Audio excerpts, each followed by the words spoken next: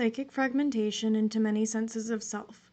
If dissociation is consistently implemented as a coping mechanism for traumatic experiences in early life, before ages 6 to 9 when the personality is fully formed, this can lead to the development of many defined senses of self, maintained by dissociation. This is known as Dissociative Identity Disorder, or the closely related, otherwise specified dissociative disorder. With dissociative identity disorder, two or more distinct identities exist within one body. The overall self, or psyche, is divided into multiple identities. These distinct identities are commonly referred to as alters or parts. Personality fragmentation is colloquially called multiplicity, and a person with personality fragmentation a multiple. All of the psychic parts, collectively, are known as a system. Other terms that refer to parts of a system include psychic parts, dissociated parts, personalities, identities, headmates, system members, and system mates. For this reason, I view all parts as equal. Each part has their own unique experience of life. Distinct parts possess individual thoughts, feelings, memories, worldviews, sense of self, gender, romantic or sexual orientation, and really any other qualities that may be contained within a single individual identity. Dissociative identity disorder is the most complex of the dissociative disorders, and includes the presence of symptoms from the previously listed dissociative disorders. As such, DID includes depersonalization and derealization, dissociative amnesia, identity alteration, and identity confusion. Identity alteration is, essentially, experiencing the psyche as multiple. It is the sense that the overall personality is divided into multiple parts, each with their own unique sense of identity, and that the overall identity is altered based upon switches and shifts amongst the system of parts. To recap, identity confusion is defined as uncertainty about one's own sense of self. Dissociative amnesia is considered the inability to recall salient personal experiences due to psychological factors, and is heavily involved in maintaining psychic fragmentation in dissociative identity disorder. Amnesia can come in many forms, including partial and full amnesia. Dissociative amnesia can also include amnesia for the amnesia itself, meaning an individual experiencing amnesia will not even notice the loss of time or information. Dissociative amnesia is crucial in DID because amnesia allows information to be held by certain dissociated parts of the psyche and unknown by other parts. Awareness, or lack of awareness, of life experiences and emotions shapes individual parts' sense of self. With dissociation and psychic fragmentation, it is more common to experience partial amnesia than full amnesia. Partial amnesia is the inability to recall certain parts of an experience. This can manifest as possessing objective awareness of an event, like knowledge that it happened, but without conscious awareness of details, such as what effect it had on the psyche, lack of awareness for related emotions or cognitions. Partial amnesia is adaptive because it shields an individual from overwhelming aspects of the experience, without causing the disorienting repercussions of full time loss. Full amnesia, the inability to recall any parts of an experience, is perceived simply as lost time. This is comparable to the experience of an alcohol-induced blackout, and occurs with psychic fragmentation when dissociation between psychic parts is elevated. Similar to partial amnesia is microamnesia, which is amnesia for small amounts of time, such as seconds during shifts within the system. Once the psyche is fragmented, in cases such as dissociative identity disorder, each part develops their own sense of self. Each part's individual personality is formed as they experience life and relationships. In this way, each psychic part forms a personality in the same way that a single personality is formed. Psychic parts may also be deliberately halted from forming their own personalities by being kept dissociated, effectively stopping them from connecting to their own experience and forming their own personality. In my case, my psyche fragmented as many psychic parts developed defined individual personalities. Meanwhile, my own experiences were hidden from my awareness, and so my own sense of self remained unconscious and unexpressed for much of my early life. Dissociative identity disorder was formerly known as multiple personality disorder, but the name was changed to dissociative identity disorder to more accurately portray the condition, dissociation that causes the experience of multiple senses of self, not a personality disorder, as MPD incorrectly implied. Although DID forms during the early years of life, it is often not diagnosed until around age 30 on average. as it is difficult to detect due to its covert nature. The roots of psychic fragmentation in chronic instability, insecure attachment, and childhood trauma. When a child is terrified and needs support but is alone, the psyche protects from further suffering by detaching awareness of experiences. In a sense, fragmentation and dissociation is the psyche's self-care system.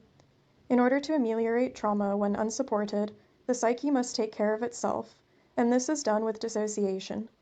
With dissociation, missed needs and overwhelming feelings are distanced from conscious awareness. The psyche ensures its own preservation by fragmenting experiences. This environment of missed needs and emotional disconnect can lead to what is known as complex post-traumatic stress disorder, also called developmental trauma disorder. CPTSD involves psychic fragmentation and dissociation. In CPTSD, dissociated parts hold sensory experiences, but not a differentiated sense of self like psychic parts present in DID. Unmet dependency needs, disrupted attachment, and overwhelming emotional states can all lead an individual to develop CPTSD. In individuals predisposed to dissociation, the development of CPTSD in early life can contribute to psychic fragmentation, potentially progressing to dissociative identity disorder. Thankfully, awareness of PTSD has increased in recent decades. However, complex PTSD is still under-recognized. As of today, neither CPTSD nor developmental trauma disorder are formal clinical diagnoses in the DSM-5. Although these diagnoses are not officially in the DSM-5, the terms complex PTSD and developmental trauma disorder are used by treatment providers and researchers who recognize these issues. Dissociation is an effective short-term solution for coping with trauma. Trauma means wound. Therefore, psychological trauma can be considered a psychic wound, which is inflicted by an experience that overwhelms the individual's ability to cope. It is accepted by psychologists that early childhood trauma is necessary for DID to develop. A unified personality is usually formed, integrated into one singular personality, by around age 6, and up to age 9 to account for individuals with developmental delays. Therefore, to cause dissociative identity disorder, repeated trauma must occur before the age of personality formation. Dissociation interrupts the process of personality integration, allowing parts to remain separate. If traumatic experiences have recurred in an individual's life before the personality is integrated, the psyche may be compelled to remain disintegrated, as this allows the psyche to contain traumatic experiences from conscious awareness. Dissociation was psychologically adaptive for me throughout childhood because I experienced repeated traumas without adequate support. My psyche was forced to rely on dissociation as a protective mechanism, a means of containing trauma when it can't yet be escaped or processed. An especially psychologically harmful experience for children is attachment trauma or relational trauma. Attachment trauma occurs when a child is not adequately cared for by their caregiver, when their dependency needs are unmet. Relational trauma can shape an individual's attachment style and cause an infant to fail to form a secure attachment with their caregiver. Secure attachment is healthy attachment, which is formed between a caregiver and child when the child's needs are consistently met. Secure attachment is crucial for a child because it teaches emotion regulation skills and allows them to trust in their own safety. Having secure attachment allows healthy emotion regulation, trust in the world, and hope in the future. A sense of security is crucial for children to develop healthily. Security allows children to explore their world and their inner experiences. A child's exploration of their own experience shapes their psychological, social, and emotional reality, and assists in achieving developmental milestones. In a supportive environment, they can grow, take root, and flourish. With secure attachment, kids feel confident that they will be protected and supported by their caregivers, and that their caregivers will consistently be available to help support them through their experience. A sense of support and security allows a child to feel safe enough to acknowledge their inner emotional experiences instead of disconnecting from them. An individual's sense of self is formed by connection to inner and outer experiences, including emotional state and social relationships. Psychic fragmentation, like dissociative identity disorder, can be viewed, therefore, as a disorder of attachment and affect regulation. The inability to manage intense feelings may trigger a change in self-state from one prominent viewpoint to another. In this way, Depersonalization, derealization, amnesia, and identity alteration and identity confusion can all be considered efforts at self-regulation when affect regulation fails. Security in childhood. Development of trust and integration of experiences. Children are dependent upon their caregivers to satisfy basic needs known as dependency needs. If caregivers consistently provide these needs, if they are consistent sources of food, comfort, and love, then an infant learns that others are reliable and dependable. This allows the development of trust and secure attachment. According to psychologist Erik Erikson's psychosocial theory of personality development, a child has a strong need to trust in their own safety, both with caregivers and in the world in general. Children must feel that their basic needs are consistently met by their caregivers, that they are securely seen, accepted, cared for, and supported, in order to trust and feel safe in life. The need to trust is one of the primary needs a child holds, especially in the first few years of life during which they are completely helpless.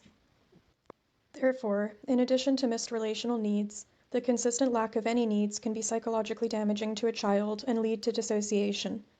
Other dependency needs include physical security and emotional support. Basic needs for physical survival include adequate food, water, shelter, and sleep. Being deprived of any of these basic physical survival needs will hinder a child's ability to focus on other aspects of life, like socializing, learning, or working. A child also has a need for physical safety, meaning assurance they are safe from personal danger and threats, in order to feel secure and unafraid in life. If a child is consistently afraid of attack, especially in their own home, they will feel consistently anxious, and their psychological and emotional development will likely be hindered. Children need to be able to trust that they are safe and that their primary caregivers, such as their parents, will care for them and not allow them to come to harm. Trust is important for children to feel secure. They need to be able to trust in the predictability and consistency of their caregiver to ensure their own safety. If a child is able to trust their needs will be met, they develop a sense of trust which they can carry with them throughout life into other relationships and scenarios. It is important for children to have their physical and emotional needs met because this allows secure attachment and helps children feel safe and supported in their experiences. A sense of safety and support allows a child's psyche to integrate experiences that may be overwhelming without support. When a child's physical survival and physical safety needs are consistently met, a child may consciously acknowledge their emotional needs. Basic emotional needs include a need for love, emotional connection, secure attachment, affection, understanding, and belonging. Children need assistance with emotion regulation and are ideally taught these skills from parents. Additionally, to develop healthy self-esteem, children need a sense of being seen, respected, and valued as a unique individual. They also need a sense of mastery of experiences, which engenders a feeling of capability and autonomy. When a caregiver meets a child's emotional needs, this allows the child to feel safe, secure, understood, accepted, and supported, enough to explore their world and acknowledge their experiences. The term psyche means soul. When a child feels stable in their world, their psyche is able to integrate their various experiences over the first several years of life into one unified sense of self. Conversely, if dependency needs are unmet, a child may be unable to integrate their experiences. Instead, experiences like unmet physical and emotional needs will remain disintegrated, compartmentalized within the psyche. In this sense, the psyche may fragment, thereby quarantining certain experiences from conscious awareness. In this episode, I have outlined dissociative identity disorder and how it is caused by instability in childhood. I have described the importance of attentive caregivers and stability in childhood for healthy psychological development. In the next episode, I will further explain how insecurity in childhood leads to the development of mistrust and disintegration of experiences, resulting in dissociative disorders. I hope you have found this information helpful, and thank you very much for listening.